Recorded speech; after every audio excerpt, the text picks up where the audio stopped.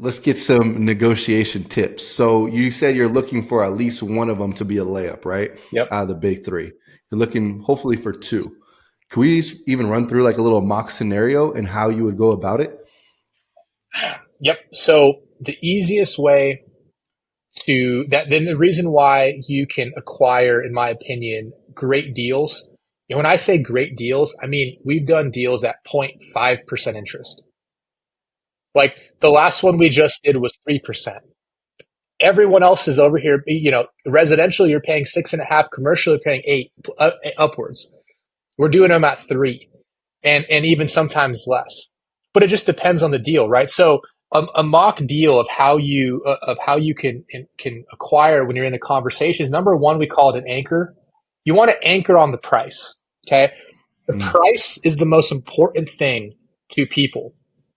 So what happens is that remember if all the variables are equal and I raise the price, then I got to give a little bit somewhere else, right?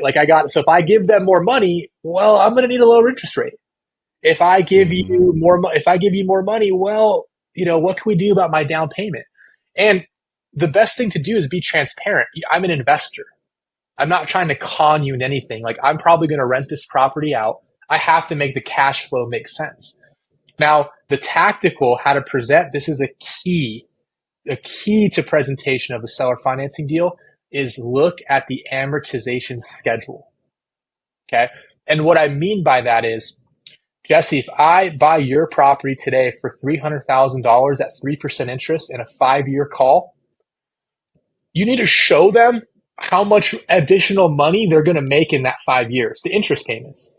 Because remember, Hmm. you're the bank now. But wouldn't you want to know, well, if I'm the bank, what's my total interest I'm getting paid? You got to show them that. Hey, yeah, 300 isn't the amount you wanted. I understand that. But when we look at the interest you're getting 40,000 of interest. At the end of the day, at 5 years, you're getting 340 for this deal, right? And so showing them the actual interest. Now the other one, that's the big picture amortization interest, right? So whatever your call date is, show them the total amount up until that point. But the other one is don't present percentage, present payment. And what I mean by that is what a lot of people don't understand is when you break down an amortization table at a 50-50, okay, 50-50 principal interest, that's like a 3.5% interest rate. So the Mm. point I'm making is that even at 3.5%, I don't want to pay 3.5, but I will if the deal's right. I'm going to show them the actual principal and interest that combine into the payment. I'm going to show them how much each month is actually interest. So I'm showing them the big number and I'm showing them the little number every month. And I'm like, hey, I understand what you're saying, but I'm making a $2,000 a month payment. 1,000 of that is pure interest. Hmm. So now what does that translate to interest rate? Well, that's just going to depend, right? So we don't get fixated on the rate because someone sees you make an offer for 2% and they're like, yeah, screw off. But did you show them the actual payment, how much interest they're going to get every month? And did you show them what your total deal was, interest plus purchase price, what they would actually get at the end of the deal? So those are two areas that is very tactical to present because they're the most important parts. If you're the seller, how much interest am I getting every month? If I'm going to play the bank, what am I getting for it? And what's my total net out going to be when this is all said and done? It's gold. Love it dropping bombs right now, man. Yeah. What's the interest rate that you look at right now? What would you not go above? See, that's the thing. There is no, I mean, obviously there's a limit, right? But like, Yeah. if I could get into a deal with 0% down, I'll pay you market and I can get a little bit below retail price. Sure. If a property is, $400,000 and I can get it at 350 with 0% down, you want 7%? Done. Consider it done. Hmm. But what the most important part you have to look at is you have to look at the actual cash flow of the deal. Because for me, I'm going to rent this property out, right? So I'll explain that concept because someone's like, yeah, but what if your payment's too high? What if your payment's Right. $3,000 a month and your rent is 2,500? That means you're coming out of pocket $500 every month. I'll explain. But first, you have to look at what is it going to rent for realistically, conservatively. You just have to structure the deal so your payment's less than that. And that's what I mean by like, okay, well, how do I get it lower? Well, I can lower the purchase price, I can lower the interest rate, or I can increase my down payment. Those are the three ways. Well, there's some others, but those are the primary three. But when you look at a deal like that, you're like, well, what if you're coming out of pocket, $500 a month? Let's say, well, if I come out of pocket for 2 years straight, that's $12,000. I put no money into the deal, right? I didn't put any down payment. I said that I had zero down payment. Even if I put 10 grand, I'm only $22,000 in to the deal. And so I'm willing to wait 2 years. And my gamble would be that interest rates are going to come down.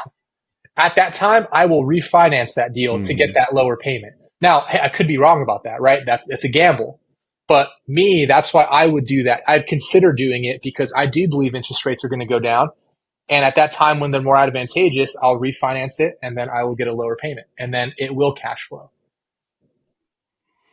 I love the way you think about this because I'm, in the world of, hey, once it gets to this interest rate, whatever, I get stuck. I'm like, oh, can't do the deal. But you're like, nah, just get creative. Play with the three different, numbers and interest rate. I love that. So for people who are just understanding, because it's a very hot topic right now, sub two, huge community talking about it, creative finance in general. So underneath creative finance umbrella, from my understanding, seller finance, sub two, is there any other ones or is that pretty much the main two? And then also tell the difference between sub two, excuse me, and seller finance. That's a good one. There are some like, there's just wholetailing, novation deals. Like there's these little crafty, but for the most part, acquisition wise, I think I would call that the two big ones creatively. Unless you're like trading real estate, there are exchanges and trades that do happen. But the difference between seller financing and subject to is that subject to, you use the existing payment. Okay. There's debt on the property and you use the existing payment. Seller financing, you create a new payment. That's a difference. So when you're a seller financing deal, right, I can dollar for dollar wrap the current payment, but I'm still creating another payment that sits on top of the underlying note. Now, if there is no debt, then it doesn't matter, right? Whatever the payment is. Subject to, the reason why I think subject to has a lot of great applications, it's a phenomenal acquisition method, but it's a little bit limited. If somebody has too much equity, right? If they have 150 grand of equity, you either got to come up with 150 grand or you can't do the deal. Or if their payment is too high, you have to decide, am I willing to hold on to it and hope that I can refinance it down the road? So I think that they're both great strategies, but I see seller financing being more applicable broadly. Like I can make it happen on a sub two deal. I can make it happen on a guy who's owned his portfolio for 30 years, free and clear. I can make it happen there too. But those are the main two differences. And most of the time, subject to is more of a pain point. There's usually a high degree of motivation. Seller financing, not saying there's not a degree of motivation, but the motivation is a little bit different and it's more motivated around gain because I'm teaching the seller how you can now be the bank instead of me paying the bank principal interest payments. Why don't I just pay you? Right. So there's a little bit more risk involved for them, but at the end of the day, there's a little bit more motivation around the gain component of the deal, less pain.